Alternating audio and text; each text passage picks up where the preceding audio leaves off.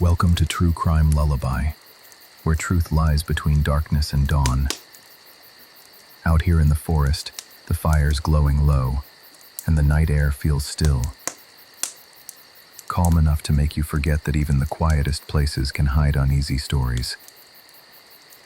Tonight, we're stepping back into a tale that began with smiles on a reality show and ended in silence on a small Ohio farm.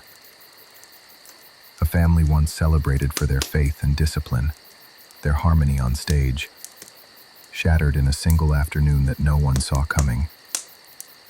We'll explore what's known, what remains uncertain, and what the cameras never captured. As always, my role isn't to judge, only to tell the story, softly, as it happened. So take a breath, get cozy by the fire. You're safe here. Settle in, and let's begin.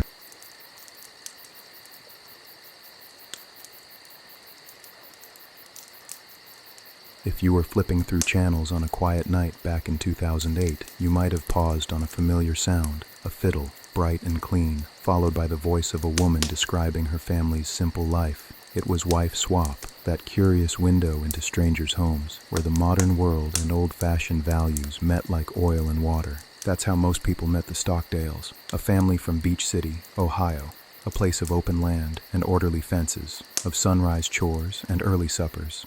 The Stockdales lived by rules so carefully drawn, they might as well have been carved in wood. No television, no radio, no internet, no dating, no music that wasn't bluegrass or gospel. They were a family of faith, built on work and quiet. They were not recluses, not exactly, but their world ended at the property line. Beyond it lay temptation, danger, and noise. Inside the farmhouse, there was peace. The father, Tim, was a professional fiddler, tall and steady, with a craftsman's hands. His wife, Catherine, was the light in the house, always smiling, always busy, always certain. Together, they'd built a world where their 4 sons could grow untouched by the chaos outside. The boys, Charles, Calvin, Jacob, and James, played music together as the Stockdale Family Band.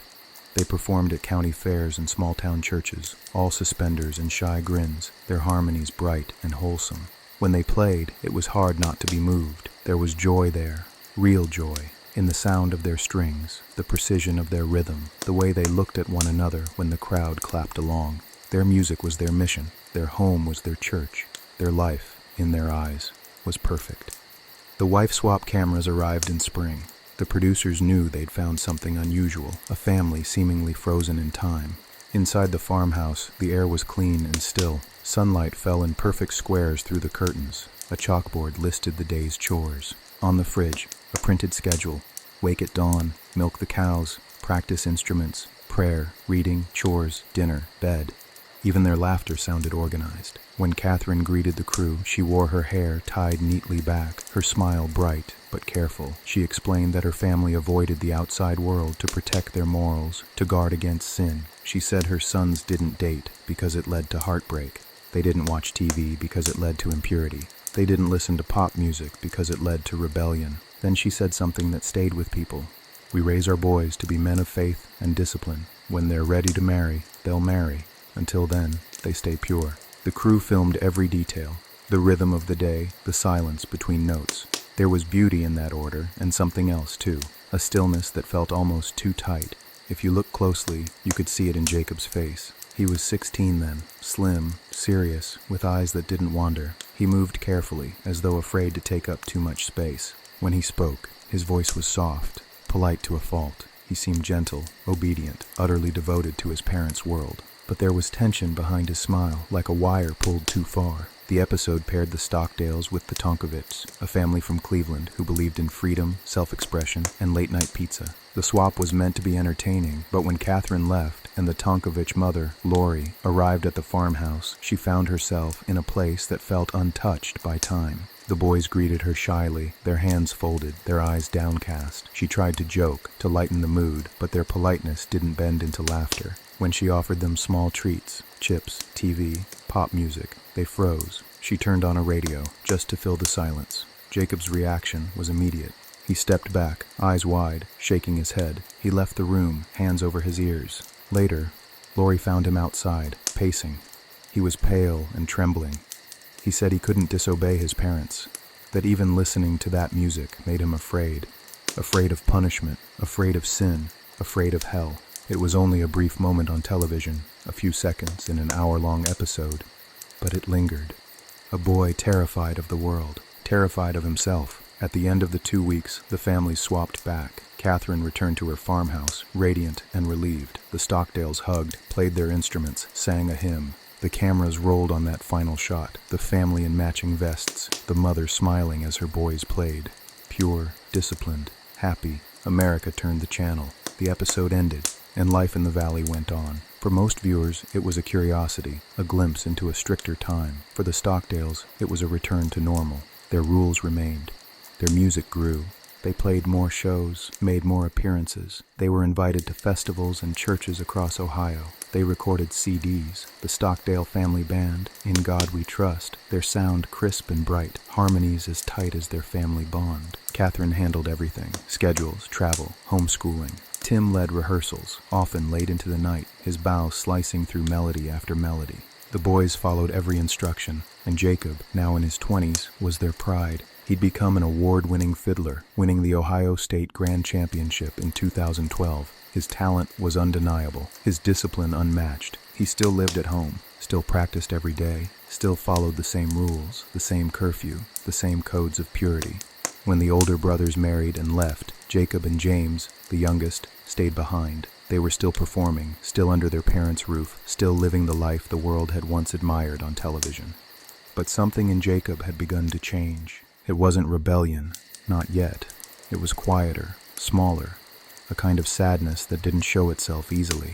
Neighbors noticed he rarely spoke anymore. He was polite, but distant. He'd stand on the porch after shows, staring out across the fields as the others laughed inside. He still smiled for photos, but it never reached his eyes. Catherine didn't notice, or perhaps she did, and mistook it for modesty. Jacob wasn't a talker. He was a thinker, a listener, a watcher. And somewhere in that stillness, the thoughts turned dark. He began to wonder what the outside world felt like, what freedom was, what he might be if he ever stepped beyond the fences. But in the Stockdale home, freedom was temptation, curiosity was sin, and sin had only one ending, so he swallowed his questions. He practiced his fiddle, he smiled for the camera, and the years rolled on. After the cameras left, the Stockdale farm settled back into its rhythm, as though nothing had ever changed. The chickens still woke the dawn, the fiddle still sang before supper, and the white farmhouse still stood, calm and square against the Ohio wind. Inside, the rules stayed printed on paper and tacked above the sink. No idle talk, no worldly music, no dating, no disobedience. The boys, once giggling children on hay bales, had grown tall and strong, but the household treated them as if time itself had slowed. They still rose with the sun, prayed before every meal, and filled each hour with work or music. Leisure was luxury. Laughter, if it got too loud, was reined in gently by a mother's glance. Catherine moved through those rooms like a conductor guiding a symphony no one else could hear. Her days began before everyone else's and ended long after. She taught lessons at the kitchen table, baked bread, managed bookings for the band, and still found time to remind her sons to stand straight, speak kindly, and guard their hearts. Her love was absolute, but it was a love bound by fear, the fear that the world might swallow her family whole if she loosened her grip. Tim was quieter, but firm. He expected excellence. When they practiced, he didn't raise his voice. He simply played until every note was right, and the boys followed until their fingers ached. They admired him. They feared disappointing him. And Jacob especially sought his approval like sunlight through cloud. To outsiders, they were remarkable, rare proof that a family could live untouched by modern noise and still seem happy. Neighbors sometimes stopped at the farm stand, buying eggs or jam, glancing inside at the tidy house, the polite sons, the soft-spoken mother. Such good kids, people would say. Such a peaceful home. And Catherine would smile, tucking a stray hair behind her ear, proud of what she'd built. But peace can have weight. In the quiet, thoughts echo louder. Jacob spent hours each day in the barn with his fiddle. He'd play scales until the strings grew warm under his fingers, his bow tracing the same measures again and again. Sometimes he'd stop and just listen to the creak of the rafters, the hum of insects, the far-off sound of a truck on the county road. He wondered where that truck was going. He wondered what music might be playing inside it. At 20, then 21, then 22, he was still his parents' boy. He'd never dated, never stayed out late, never owned a cell phone. His world ended at the pasture gate. He loved his family. He believed in them. But a small part of him, tiny, whispering, wanted something else. He couldn't name it. Freedom, maybe, or simply air. Sometimes at night he'd climb to the attic and look through an old window toward the distant lights of town. They shimmered like fallen stars. He didn't hate his home. He just wondered what those lights felt like up close. The seasons turned. The Stockdales kept playing. They toured neighboring counties, their van packed with instruments and pressed shirts. Audiences clapped, children danced, grandparents nodded along to the beat. Catherine would beam from the edge of the stage, proud as ever. Afterward, Jacob would help load the van, polite and quiet, his head bowed. Sometimes, other musicians, his age, would try to talk to him, to invite him out for a bite, a joke, a song off stage. He'd smile but shake his head. "Can't," he'd say softly. "Gotta get home." The road back to the farmhouse always felt longer than the road out. His younger brother James was the easy one, the peacemaker. He had Catherine's cheer, her unwavering faith, and he could find goodness in anything. A broken string, a spilled jar of jam, a long rainy afternoon. He and Jacob were close, but not in words. They understood each other through music. Jacob's fiddle would start a tune, James's banjo would follow, and together they'd fill the house with something that felt almost like freedom. Almost. By 2016, both brothers were adults, still living like boys. Catherine seemed unbothered. She was grateful they were home, safe, pure. To her, the world outside was worse each year. Violence on the news, greed, decay. She saw her home as an ark, and if that ark floated on isolation, so be it. But even arks need air, and even the most obedient son can drown in silence. Jacob began to withdraw further, though few noticed. He spoke less, practiced alone more often. His brothers, visiting from their own homes, said later he seemed different, not angry, not rebellious, just far away. He'd sit through dinners without tasting the food, nod through conversations without hearing the words, and when he looked up, his eyes seemed fixed on something none of them could see. There were no outbursts, no fights, just the sense of something tightening day by day. Catherine may have sensed it, mothers often do, but she had faith in structure.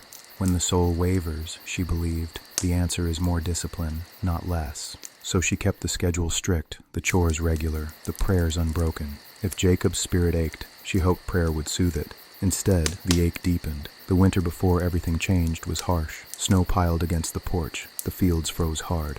The band played fewer shows. Inside, the air felt smaller somehow, as if the house itself were listening. Jacob stopped joining the others for evening games. He'd take his fiddle and disappear into the barn after dinner, returning only when the house was dark. Sometimes James followed him, trying to coax him back with a joke or a new tune. But Jacob would just nod, his expression unreadable. It's hard to notice a storm when it gathers drop by drop. Only later do you see that the clouds were there all along. In early 2017, the Stockdale Family Band played one of their last public shows. There's a photo, Jacob in his vest and tie, fiddle under his chin, eyes half closed as if lost in thought. Next to him, Catherine claps along, proud and glowing. James grins wide. Tim's bow moves in a blur. It looks like joy. Maybe it was. But under the stage lights, Jacob's smile flickers for just a moment, and behind it lies something hollow, something no one in that crowd could name. Spring turned to summer, and the quiet grew heavier. For most people, friendship is something that happens almost by accident. You sit next to someone in class, you meet through work, you share a joke that turns into a habit of talking. But for Jacob Stockdale, friendship was more like a story he'd read about but never lived. He'd grown up surrounded by people, yet apart from them, a performer always seen but seldom known. At bluegrass festivals, he met other musicians his age, boys who'd driven in from college towns, girls who played guitar with loose hair and laughter that carried through the fairgrounds. They'd greet him with warmth, ask about his fiddle technique, his favorite songs, his life on the farm. Jacob was polite, even kind, but distant. He'd answer questions carefully, his voice steady, as though each word might be weighed later. If someone asked for his number, he'd hesitate. He didn't own a cell phone. If they invited him out for pizza after the show, he'd smile and say, "I can't, I've got chores." Then he'd watch their taillights disappear down the road while he packed his instrument in its case, the night air cool against his hands. At first, that distance didn't bother him. He'd been raised to see it as safety, a shield between himself and temptation. But as the years passed, it began to feel like a wall built too high. When he saw other bands laughing together, teasing, making plans, he felt something stir inside him, something he didn't quite understand. It wasn't rebellion, it was longing. There were a few people who managed to get close enough to see the edges of his world. One was a local musician who played mandolin at the same contests. He remembered Jacob as quiet but brilliant, someone who'd always helped tune another player's instrument but never stayed to talk afterward. He was good company for a minute, the man said later, but you could tell he had somewhere to be. It was like he was always hurrying back to something unseen. Another was a young woman from the church circuit, a fiddler too. She once told a reporter that Jacob was gentle and shy, that he talked about scripture and music, and how the two were one and the same.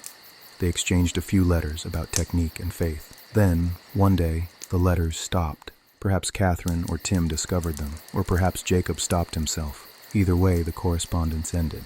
After that, he withdrew a little further. There were others who tried to know him. Neighbors, festival regulars, fellow contestants who admired his skill. They all described the same thing. Warmth, but guarded. A young man who seemed kind but unreachable, as though he lived behind glass. It wasn't that he didn't care. It was that he'd never learned how to exist outside the circle of his family. He could play to a crowd of hundreds, but small talk was foreign terrain. Even when he smiled, his eyes stayed cautious. And as his brothers moved away, first Charles, then Calvin, Jacob's world grew smaller still. He and James worked the farm with their parents, practiced for shows, prayed before bed. They were a team, but also captives of a rhythm too strict to break. Tim and Catherine believed the system worked. Their boys were safe, sober, and devoted. To them, the outside world was chaos. Their home, in contrast, was holy order. But human beings aren't made for perfect stillness, and isolation, no matter how well-intentioned, has a way of bending the mind. By 2017, Jacob was 25. He'd never spent a night away from his parents' home, never driven anywhere just for himself, never held anyone's hand. The few people who crossed his path described him as almost painfully polite. He never swore, never complained, never disagreed. He simply nodded, listened, and slipped away. To them, he was a mystery. To himself, perhaps, he was too. And so the years drifted on, a man growing older, but never freer. The farmhouse still rang with music, but beneath the harmonies, there was silence gathering, a silence that would one day become deafening. Morning came to Beach City like it always did. Soft light spilling over the fields, roosters breaking the stillness, the faint hiss of dew steaming off the fence posts. From the outside, the Stockdale farm looked like a photograph of peace. White siding, trimmed grass, the red barn standing watch. Inside, the rhythm was familiar. Chore, prayer, breakfast, work. Catherine was in the kitchen before anyone else. Neighbors later said they could often see her through the window at that hour, apron on, hair pinned back, humming while she worked.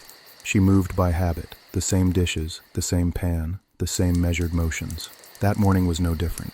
Tim, the father, had left early to work a job off-property. The two youngest sons, Jacob and James, remained at home. They'd spent the week rehearsing for a festival show. Banjo and fiddle duets, the kind that could make an audience clap in time before they even realized it. Jacob's fiddle rested by the door, polished and tuned. James's banjo leaned against a chair. By all appearances, it was a normal June day, but something invisible had been growing in Jacob for months. Years, maybe. The quiet had become too loud, the rules too tight. He'd stopped talking much at meals, answering in nods. Catherine noticed, but mothers often mistake distance for concentration. She thought perhaps he was preparing a new tune, or maybe he was just tired. You never think in a good house that the worst could be waiting at the breakfast table. Sometime after noon, the stillness broke. No one can say exactly what words, if any, were spoken first. There was no witness, only the walls, the floors, the windows framing the bright Ohio day. But what followed ended the Stockdale story as the world had known it. Later, investigators would piece together what little could be proven. A 12-gauge shotgun kept in the house was fired several times.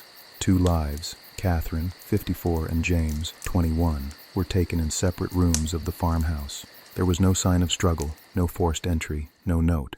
And when deputies arrived after a hang-up 911 call, the door was ajar, the rooms neat, except for the terrible silence inside. Jacob was gone. Deputies fanned out through the fields, the long grass whispering against their legs. A helicopter circled overhead. The sun was still high, shadows sharp.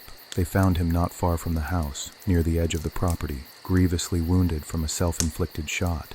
He was breathing, barely, The same quiet young man who once trembled at a television now lay surrounded by officers and medics, the rifle nearby, the valley echoing with the distant churn of rotors. They rushed him to the hospital in critical condition. Back at the farmhouse, yellow tape fluttered in the breeze, wrapping around the white porch rail like a ribbon of warning. Neighbors gathered at the fence line, hands to their mouths, some whispering prayers, others shaking their heads. Tim Stockdale drove home to find his road blocked.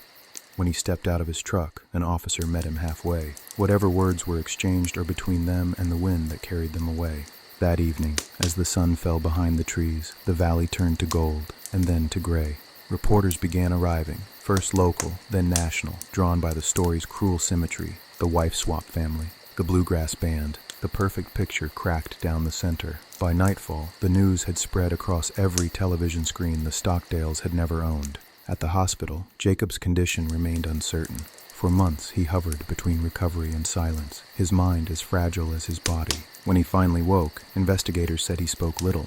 He was charged with 2 counts of aggravated murder. For years, proceedings stalled while doctors assessed whether he was competent to stand trial. He was. In 2021, 4 years after that day, Jacob Stockdale pleaded guilty. He told the court he was sorry. No one will ever know what combination of fear, illness, or unbearable pressure brought him to that moment. The judge sentenced him to 30 years to life, 15 for each life taken, served one after the other. He nodded once as the words were read. Outside the courtroom, the world was still trying to understand. Neighbors remembered Catherine's smile at the farmer's market. Church friends remembered James's easy laugh. Musicians remembered Jacob's gentle bow hand, the way he tuned by ear, the way his music used to lift the air. But now the songs were gone. The farmhouse stood empty, windows dark, a for sale sign fading in the weather. Grass pushed through the gravel drive. The mailbox bore no name. Sometimes when the wind moves just right, people say they can still hear it. The faint echo of a fiddle line carried over the hills. Not loud, not mournful, just a whisper of what once was. That was the day the silence won. And from then on, every note the Stockdales ever played sounded different, because now we knew how thin the line can be between harmony and despair. The sirens faded, the tape came down, and the Stockdale farm fell silent. For weeks after, the house stood untouched, a white box against the green of early summer, curtains drawn, the fields unmown. Neighbors would drive by and slow down, their headlights sweeping across the porch where Catherine once sat shelling beans. They said it didn't look real, the quiet that hung there. They said it felt like the air itself was holding its breath. In town, people whispered in grocery aisles and at church steps. They struggled to say the words. They'd known the family for years, or thought they had. The boys who carried instruments bigger than themselves, the mother who beamed through every show, the father who spoke about God and music in the same gentle tone. Now the image was broken, and no one could find the edges to put it back together. At night, the valley went dark. No porch light, no music, only crickets and the hum of power lines. Tim Stockdale stayed mostly to himself. He was a man of faith, but faith doesn't shield you from grief. It only gives you a language to speak it in. He prayed, worked, and said little. When he did talk, it was always about Catherine and James, how kind they were, how much joy they brought to others. He never spoke publicly of Jacob beyond asking for prayers. Maybe forgiveness is something that can't be performed, only carried. The bluegrass community held tributes. Fiddlers from across the state played in silence, bows lowering at the end of each set. For a while, people couldn't bring themselves to listen to the old recordings, the cheerful harmonies, the bright rhythms. It hurt too much. Eventually, though, a few said they heard something new in those songs. Beneath the innocence, there was fragility, the sound of a family trying to hold the world still. Far away, in Cleveland, another woman saw the news on her television screen and felt the past drop back into the present. It was Lori Tonkovich, the mother who'd once swapped lives with Catherine nearly a decade before. She remembered that week vividly, the quiet farmhouse, the printed schedules, the boys' soft voices and wide eyes. She remembered how Jacob had cried when she turned on the radio, how terrified he'd looked at the sound of pop music, begging her to turn it off, telling her he'd be punished. Back then, she thought it was extreme, but harmless, a family simply too strict for their own good. When the tragedy broke, she told a reporter she wasn't surprised, not entirely. "I think he just snapped," she said quietly. "He was so scared, even then. You could see it." Her voice on the news trembled with disbelief and pity. She hadn't known Catherine well, but she grieved her deeply, and she wept for Jacob too, the boy who'd once covered his ears in fear of a song. Lori said she still prayed for them, not because she understood, but because she never could. In time, the press moved on. Another story, another headline, but the valley stayed marked. Some said they couldn't drive past without feeling a shiver. Others said they saw beauty there again, in the way the wildflowers returned, in how the fields still breathed in the wind. Life insists on continuing, even when it shouldn't have to. When the seasons turned, Tim let the grass grow tall. The house began to fade, its paint chalking under the sun. The instruments were packed away, the band's website taken down, but the music never really left. People still played their recordings, not out of entertainment, but remembrance. Each note a small candle in the dark. Years later, someone asked a neighbor what they remembered most about the Stockdales. She paused for a long time and said, "They were quiet, but sometimes when they played, you could feel joy coming out of that house. I think that's how I want to remember them, before everything else, and maybe that's all anyone can do. Remember the light before it broke." The tragedy of the Stockdales is not a lesson written in bold letters. It's a whisper, a question without an answer. How much control can love bear before it turns to fear? How tightly can you hold purity before it begins to crush the thing it's meant to protect? Somewhere in that farmhouse, those questions echo still, but the story doesn't end in judgment. It ends, as all things do, in silence, a kind of reverent quiet that doesn't ask to be filled. The kind that lets you hear the wind move through the trees, the faint hum of a string in memory. If you ever find yourself driving those back roads at dusk, and you see a field open wide under the sky, slow down, listen. You might think you hear a fiddle far off in the distance, just a few notes carried by the breeze. It's probably nothing, but maybe it's something more. A mother's song, a brother's laughter, a son's regret, drifting together in the Ohio twilight. And then the sound fades, leaving only the crickets at the road and the knowing that even in the darkest stories, love existed once, and that's the part that remains.